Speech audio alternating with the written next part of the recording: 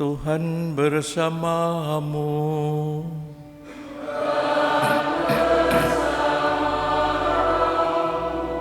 Inilah Injil Yesus Kristus menurut Matius.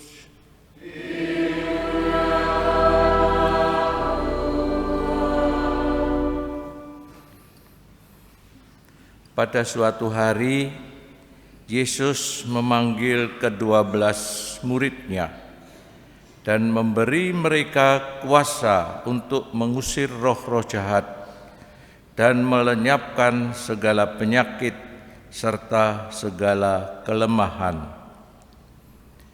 Inilah nama ke-12 rasul itu.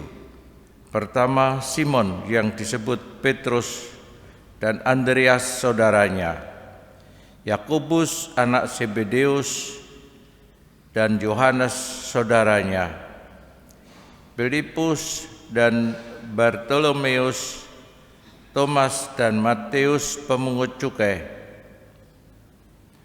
Yakobus anak Alfeus dan Tadeus, Simon orang Selot dan Judas Iskariot yang mengkhianati Yesus. Ke-12 murid itu diutus oleh Yesus, dan ia berpesan kepada mereka, "Janganlah kalian menyimpang ke jalan bangsa lain atau masuk ke dalam kota Samaria, melainkan pergilah kepada domba-domba yang hilang dari umat Israel. Pergilah dan wartakanlah kerajaan surga sudah dekat." Demikianlah sabda Tuhan.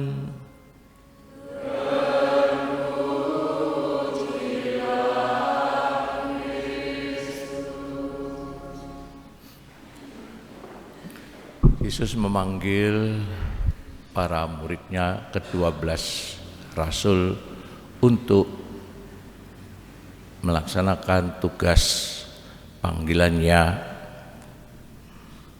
yaitu melenyapkan segala penyakit serta mengusir roh-roh jahat serta segala kelemahan. Ke-12 murid itu ternyata juga kalau kita lihat latar belakangnya sangat bermacam-macam. Petrus adalah orang nelayan, misalnya Matius pemungut cukai, orang yang pro penjajah, memeras rakyat dengan cukainya, pajaknya, Matius. Serta juga Simon orang Selot, ini adalah juga orang-orang yang ikut memberontak sebenarnya, boleh dikatakan lawan politik. Dia bergerak dalam bidang politik melawan penjajah, tetapi juga sungguh sangat berseberangan dengan Matius, pungut cukai yang pro penjajah. Tetapi dipanggil Tuhan, mereka yang mempunyai aneka macam karakter yang berbeda-beda, tapi dipanggil Tuhan untuk ikut serta di dalam karya keselamatannya. Tetapi senyatanya juga mereka sampai Yesus wafat pun mereka masih banyak yang belum mengerti, belum paham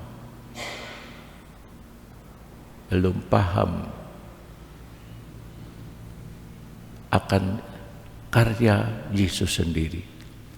Mereka sendiri berselisih kadang-kadang antar mereka, siapa yang paling besar di antara mereka. Sampai akhirnya Yesus wafat.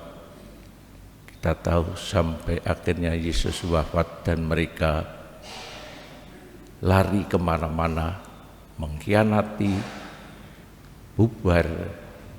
Rupa-rupanya apakah berhasil karya Yesus ini? Apakah berhasil karya Yesus? Setelah kebangkitannya barulah mereka sadar. Setelah kebangkitan Yesus dari kematiannya, wafatnya di kayu salib, baru mereka sadar. Baru mereka mengerti, meskipun juga belum sepenuhnya, tetapi mereka kemudian lebih bersatu lagi, bersatu dalam kasih satu sama lain.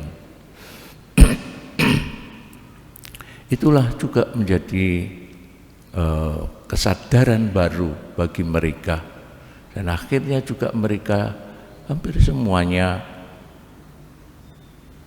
menjadi martir. Petrus, Yakobus, Yohanes semua menjadi martir, memberikan hidupnya untuk karya keselamatan Yesus sendiri. Ibu, bapak, dan saudara-saudari semua, kita pun juga dipanggil untuk membawa kasih Yesus, memberikan kesaksian kasih. Kita yang beraneka macam latar belakang dipanggil untuk membawa kasih seperti Yesus sendiri, yang akhirnya juga dapat menghimpun dan mempersatukan kita semua dalam iman akan Yesus sendiri. Marilah kita hening sejenak.